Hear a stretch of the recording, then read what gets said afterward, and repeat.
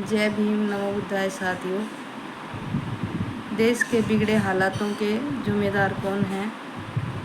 एक वीडियो है, इसके माध्यम से सुने। पूरी वीडियो सुनना, लाइक शेयर करना और बताना 100% सही है ये वीडियो। धन्यवाद।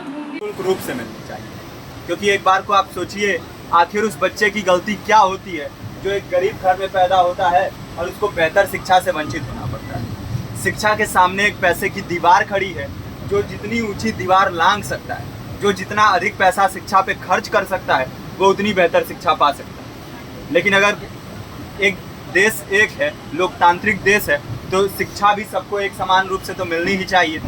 आज परिस्थिति ये है कि एक तरफ तो प्राइवेट स्कूल हैं जो लूट के अड्डे बने हुए हैं, वहाँ पे आप एडमिशन कराने जाएंगे तो सिर्फ एडमिशन के नाम पे ही आपको 10,000 20,000 रुपये देना होगा। और कमीशन खोरी का ऐसा धंधा है कि कॉपी, किताब, टाई, बेल्ट, ड्रेस, जूता कहाँ से खरीदना है ये आप नहीं तय करेंगे वो प्राइवेट स्कूल वाले। यानी आम लोगों की मेहनत की आखिरी कौड़ी उनके जेब से वसूल लेना चाहते हैं। और दूसरी तरफ सरकारी स्कूलों में न तो पर्याप्त टीचर हैं, न पर्याप्त बिल्डिंगें हैं। 2019 का ही ये पुराना आंकड़ा है कि हर 100 में से 52 स्कूलों में या तो एक टीचर हैं या 2 टीचर हैं, और उन्हीं टीचरों के ऊपर जिम्मेदारी थोप दी जाती है कि जनगणना करो, मतगणना करो, पशुगणना करो, तमाम काम करवाए जाते हैं। और 19 के बाद से तब से कितने टीचर रिटायर हुए होंगे, और 18 के बाद से कोई टीचर की वैकेंसी भी नहीं है। आप खुद भी सोच सकते हैं ये परिस्थिति और कितनी बिगड़ी हो। इसीलिए हम लोग ये मांग उठा रहे हैं, चाहे कोई राष्ट्रपति का बच्चा हो या किसी मजदूर का,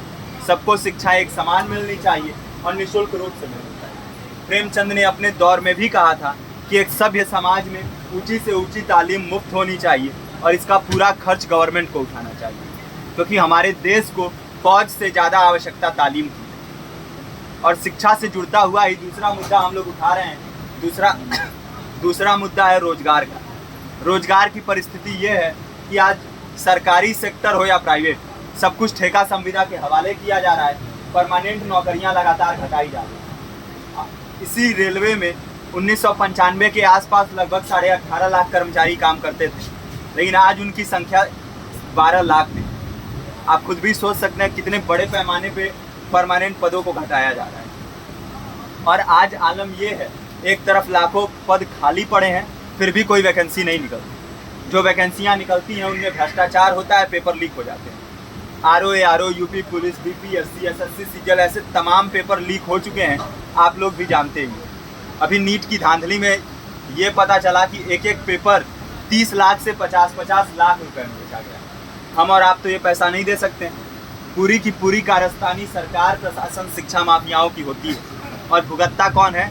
आम घरों के लोग, जो लोग सालों साल तैयारी करते हैं, दिन भर में 10-10 घंटे, 12-12 घंटे पढ़ते हैं, और इतनी कड़ी मेहनत के बाद, सालों साल की मेहनत के बाद उनके हाथ लगती है तो सिर्फ हताशा, निराशा, अवसाद।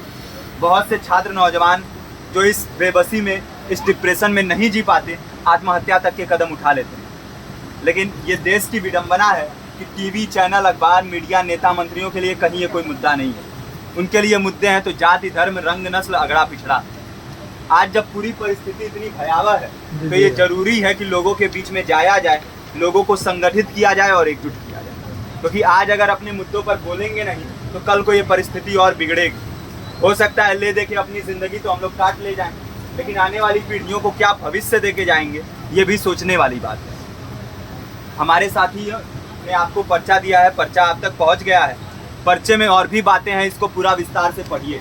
पर्चे में हमारा नंबर है, संपर्क कीजिए। फेसबुक का, इंस्टाग्राम का लिंक है, आप वहाँ पे जाएंगे तो आपको पता भी चलते रहेगा कि लगातार किन किन माध्यमों से हम इस अभियान को चला रहे हैं।